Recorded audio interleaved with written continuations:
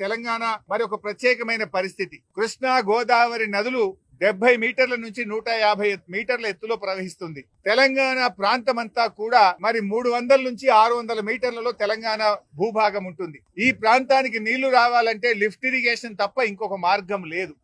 అందుకే కేసీఆర్ గారి నాయకత్వంలో పెద్ద ఎత్తున రాష్ట్రంలో లిఫ్ట్ ఇరిగేషన్ ప్రాజెక్టులు కట్టాం.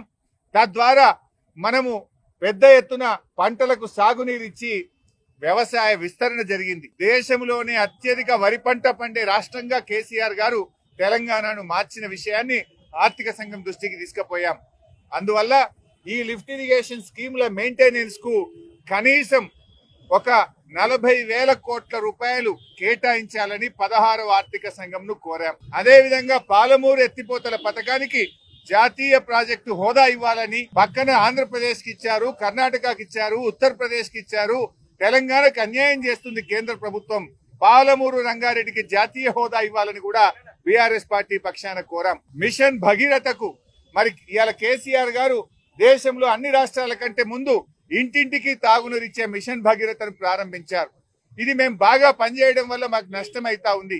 కేంద్ర ప్రభుత్వం హర్ ఘర్ జల్ కార్యక్రమం చేపడితే మీరు ముందే చేసుకున్నారు అని ₹1 ఇస్తలేరు. వీళ్ళు ముందే చేసుకున్నారు, వీళ్ళ గ్రాంట్ ఇవ్వండి అని నీతి ఆయోగ్ మరి 19,205 కోట్లు ఇవ్వమని కేంద్రానికి రికమెండ్ చేసినా ₹1 ఇయ్యలేదు. 15వ ఆర్థిక సంఘం వీళ్ళు ముందే చేసుకున్నారు, కనీసం మెయింటెనెన్స్ కన్నా 2,350 కోట్లు ఇవ్వండి అని చెప్తే ₹1 ఇవ్వలేదు. అంటే ఇలా మేము ముందు చేసుకున్నందుకు, మంచిగా పనిచేసినందుకు, మిషన్ భగీరథ ద్వారా ఇంటింటికి నీళ్లు ఇచ్చినందుకు కేంద్ర ప్రభుత్వం హర్ ఘర్ జల్లో పైసా ఇయ్యదు.